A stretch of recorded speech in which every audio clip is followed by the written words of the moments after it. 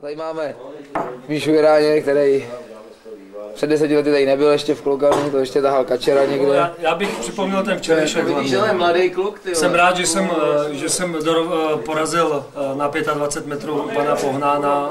Volnej způsob. Volnej styl, samozřejmě o 2 metry. O 2 dílky, O 2 metry si myslím, že to je do nebe volající a dneska bude samozřejmě odveta, že jo.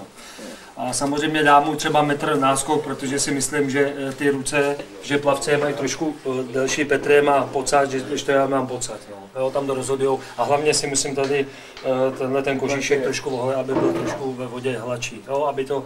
Takže budeš holit tělo teda, jo? Získáš ještě půl metru, když to holíš. Takže dal jsem si dneska ráno 100 kliků, jinak nevím, stadion je tamhle nebo tamhle, to nevím teď momentálně, jo, ale jsem připravený na dnešek opravdu. Plný krásy.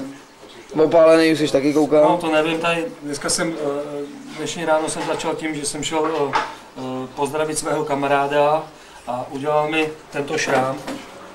Budeš ho nějak žalovat nebo? Nebudu ho žalovat, protože odveta je všude na celém světě, jak jsi říkal včera. No, takže se může připravit nějaká bitka, jo, nebo... Samozřejmě je to můj kamarád, takže jako si myslím, že...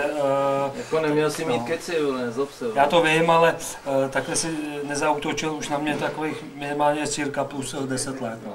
No.